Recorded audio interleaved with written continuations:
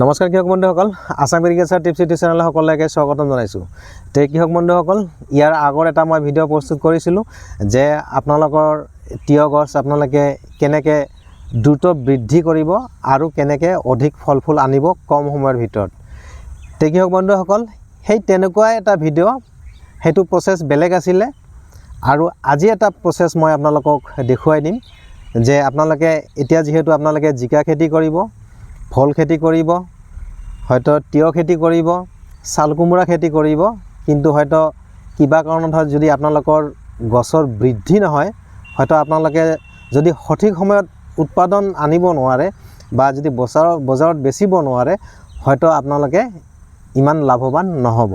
তে কৃষক বন্ধুসকল, আপোনালোকে কি পদ্ধতিত যদি আপোনালোকৰ তিয়হ গছ হওক বা জিকা হওক, অকল সেইটো তিয়হৰ কথাই নহয়, এতিয়া যিহেতু জিকা ভোল যি আপোনালোকে খেতি নকৰে কিয়, যিবিলাক বিশেষকৈ লতা জাতীয় খেতি হয়, এইবিলাকৰ গছৰ বৃদ্ধি আপোনালোকে কেনেকৈ কৰিব, ইয়াৰ এটা মই মেজিক টিপছ আপোনালোকক দিম।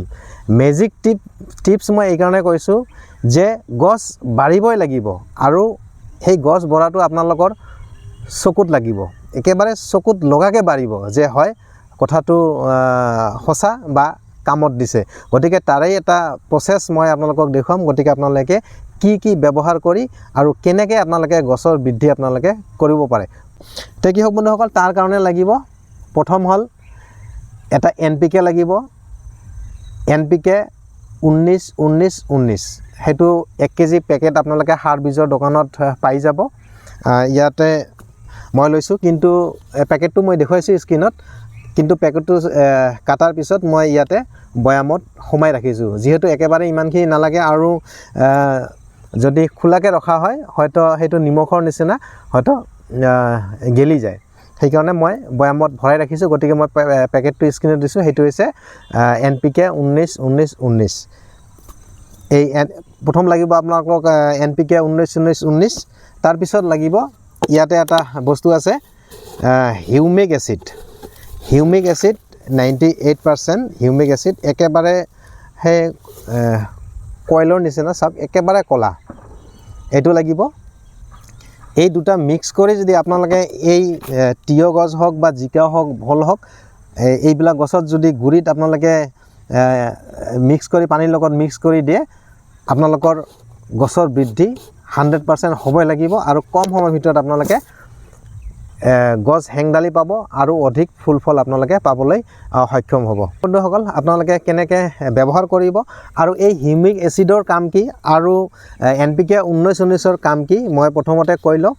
NPK 19-19টো হৈছে যে ইয়াতে ইউৰিয়া, তাৰপিছত যোনটো আমি ছুপাৰ বুলি কওঁ, ছুপাৰ ফছফেট আৰু পটাছ, সেইটো তিনিটা 19-19-19, তাৰমানে এনেকুৱা পাৰ্চেণ্টেজত আছে। 19% আছে ইয়াতে ইউৰিয়া, 19% আছে ছুপাৰ ফছফেট আৰু 19% আছে ইয়াতে পটাছ। গতিকে ইয়াৰ এটা মিশ্ৰণ, এই তিনিটা সাৰৰ এটা মিশ্ৰণ হ'ল NPK 19-19-19। আৰু যোনটো হিউমিক এচিড মই দেখুৱালোঁ, এই পেকেটটো মই দেখুৱাইছোঁ, সেইটো 98% হিউমিক এচিড। এই হিউমিক এচিডে কি কৰিব, গছৰ শিপাৰ বৃদ্ধি কৰিব আৰু দ্ৰুত বৃদ্ধি কৰিব। এইটো দিয়াৰ পিছত দেখিব যে আপোনাৰ যোনটো গছ হ'ব, গছৰ যদি উঘালি চাই ইয়াতে ধুনীয়া শিপা দেখিব আৰু বহুত শিপা বৃদ্ধি হ'ব। আৰু আমি জানো যে গছৰ যেতিয়া শিপা বৃদ্ধি হয় তেতিয়াহে গছডাল হয়তো বেছিকৈ বাঢ়ে। আৰু হিউমিক এচিডে কি কৰিব, শিপা বৃদ্ধিত কৰাত সহায় কৰিব আৰু এই শিপা বৃদ্ধিৰ ফলত এই যোনটো আমি NPK 19-19-19 আমি ব্যৱহাৰ কৰিম, এই শিপাইদি এই গছডালে কি কৰিব, এই ইউৰিয়া, ছুপাৰ ফছফেট আৰু পটাছ গছডাল ল'বলৈ সক্ষম হ'ব। তে কৃষক বন্ধুসকল, কেনেকৈ হয়তো কি পৰিমাণে আপোনালোকে মিক্স কৰিব, মই প্ৰথমতে আপোনালোকক দেখুৱাই লৈছোঁ। মই ইয়াতে এটা বাল্টিত পানী লৈ লৈছোঁ, ইয়াতে মই 10 লিটাৰ পানী লৈ লৈছোঁ, ইয়াতে মই জুখি লৈছোঁ 10 লিটাৰ। প্ৰথমতে কি কৰিম, ইয়াতে মই প্ৰতি লিটাৰ পানীত আপোনালোকে 3 পৰা 4 গ্ৰাম এই NPK যোনটো 19-19-19, সেইটো আপোনালোকে এটা আইডিয়া কৰি লৈ ল'ব। তেনেহ'লে 10 হ'লে কিমান হ'ব, 3-10-30, হয়তো 35 গ্ৰামমান আপোনালোকে ইয়াতে দিব পাৰে। মই 4 গ্ৰামৰ অলপ কমকৈ দিলোঁ।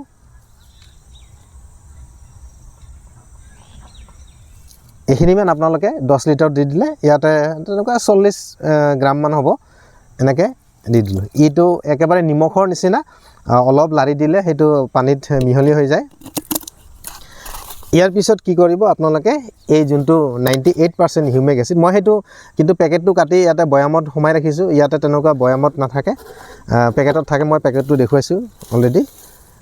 আপোনালোকে এইটো কি কৰিব, প্ৰতি লিটাৰ পানীত আপোনালোকে ঠিক তেনেকুৱা 3 পৰা 4 গ্ৰাম তেনেকুৱা এটা অনুপাতত আপোনালোকে লৈ ল'ব। গতিকে ইমানখিনি মই দি দিলোঁ। এনেকৈ এইটো মাৰি থওঁ। এতিয়া কি কৰিব, এইটো কিন্তু এই যোনটো হিউমিক এচিড সেইটো পানীৰ লগত দিয়াৰ লগে লগে পানীৰ লগত মিহলি হৈ যায়। আৰু তাৰপিছত আপোনালোকে তেনেকুৱা কিবা এটা বাঢ়ি দি আপোনালোকে লৰাই ল'ব, বা নহ'লে আপোনালোকে যদি এনেকুৱা মগ লয়, যিহেতু গুৰিত মগেদি দিব লাগিব পানীখিনি, আপোনালোকে এনেকৈ বঢ়িয়াকৈ মিক্স কৰি ল'ব। একেবাৰে পানীখিনি ক'লা হৈ যাব, আৰু হিউমিক এচিড সেইটো একেবাৰে ক'লা হয়। এনেকৈ আপোনালোকে বঢ়িয়াকৈ মিক্স কৰি ল'ব। নিশ্চয় দেখিছে কেনেকুৱা ক'লা হৈছে।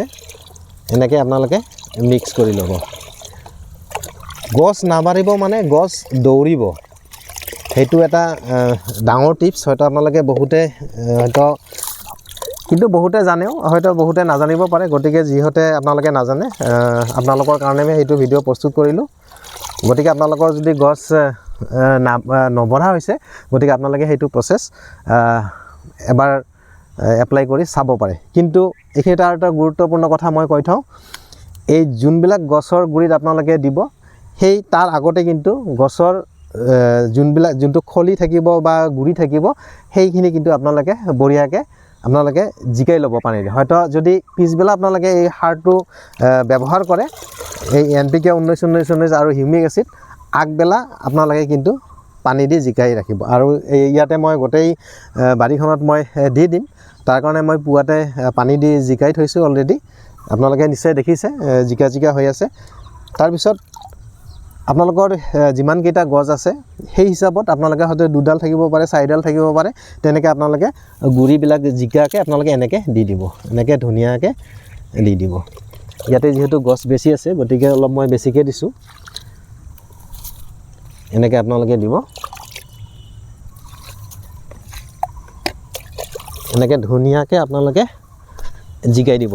তাৰপিছত চাওক গছ কেনেকৈ নাবাঢ়ে। বাঢ়াটো দূৰৰ কথা, গছ ওপৰ ফালে দৌৰিব কৃষক বন্ধুসকল। গতিকে সেইটো টিপছ মই আপোনালোকক দি দিলোঁ। আপোনালোকে এপ্লাই কৰি চাব পাৰে, আৰু ৰিজাল্ট কেনেকুৱা হয় আপোনালোকে নিশ্চয় মোক পিছত জনাব। তে কৃষক বন্ধুসকল, আজিৰ এই ভিডিঅ'টো কেনেকুৱা লাগিলে, এইটো ক'ব গ'লে ডাঙৰ এটা টিপছ হয়। হয়তো বহুত কৃষকে নাজানে, আৰু যিহেতু আপোনালোকে জানে ভাল কথা, হয়তো জানিবও লাগে। গতিকে আপোনালোকে এনেকৈ গছৰ বৃদ্ধি কৰিব পাৰে। তে কৃষক বন্ধুসকল, আজিলৈ ভিডিঅ'টো ইমানে। আৰু যদি পাৰে ভিডিঅ'টো আপোনালোকে বিভিন্ন বন্ধু বান্ধৱৰ মাজত আপোনালোকে শ্বেয়াৰ কৰি দিয়ক। অকলে এই পদ্ধতিটো যে খেতিয়কে ব্যৱহাৰ কৰিব সেইটো নহয়, যিসকলে আপোনালোকে 2-4ডাল তেনেকুৱা হয়তো অলপ চলপ ঘৰত খেতি কৰি খায়, হয় জিকাই হওক, ভোলে হওক, হয়তো দাংবডিয়ে হওক, বা চাল কোমোৰাই হওক, পানীলাওয়ে হওক, আপোনালোকে যদি এনেকুৱা আনি ৰাখে, আপোনালোকে কি কৰিব, 2বাৰ মাত্ৰ দিব। 10 দিন মূৰে মূৰে মাত্ৰ 2বাৰ ব্যৱহাৰ কৰিব। সৰু থকা অৱস্থাত যেতিয়া এনেকুৱা হ'ব, আৰু যেতিয়া ইমানটোলৈকে এবাৰ হৈ যাব, হয়তো 2-3 ফুট দীঘল হৈ যাব, তেনেকুৱা সময়ত এবাৰ কৰিব।